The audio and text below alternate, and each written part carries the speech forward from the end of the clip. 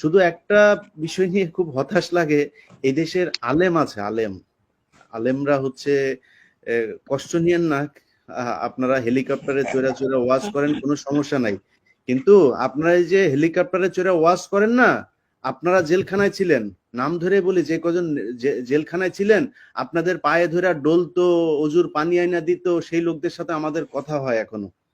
সেই লোকগুলির কথাটা আপনারা ভুলে গিয়েছেন, তাদের বাসা থেকে খাবার গিয়েছে, সেই খাবার সে না খায় আপনাকে খাইয়েছে, আপনারা ভুলে এক্স্যাক্টলি গিয়েছেন। এক্স্যাক্টলি আপনাদের মতো এরকম আমি আলেমের প্রত্যক্ষ সাক্ষী। আবার ফের এই ইন্ডিয়ান পেদানি দরকার। এত এত এত অসভ্য আলেম এই পৃথিবীর ইতিহাসে কোথাও দেখি নাই। প্রথম আলো নিয়ে এত কিছু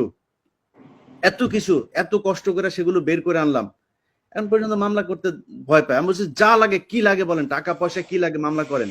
কি করে না, না ওই গুম কমিশনে যাব, এখানে যাব, এখানে যাব, এত সময় আছে, হেলিকপ্টারে চড়ে খালি ওয়াজ করবে, ওয়াজ দেখাবে আবার হাসিনা যদি আসে তারপরে। খুব কষ্ট লাগে ভাই। এই এই মানে মানে একটা অসভ্যের দেশের মধ্যে আছি। 500 টাকা পাইলে বিক্রি হয়ে যায় নিজে, ওহ, টাকা পয়সা ছাড়া কোনো কিছু বুঝে না, যে যেখানে সুবিধা।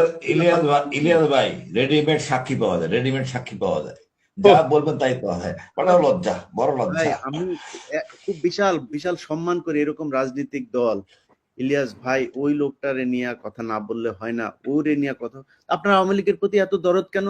এই আওয়ামী লীগ না আপনার 15 বছর পেদাইলো।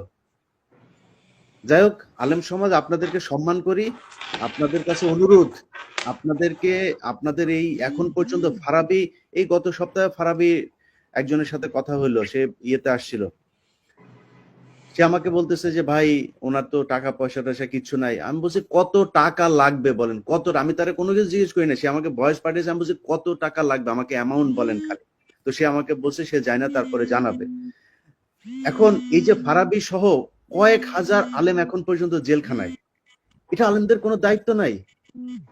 আপনাদের মনেও পড়ে না যে আপনি যে 3 বছর 2 বছর ধরে জেলে, 15 বছর জেল খাটলেন, আপনাদের মনেও পড়ে না তাদের কথা একটু?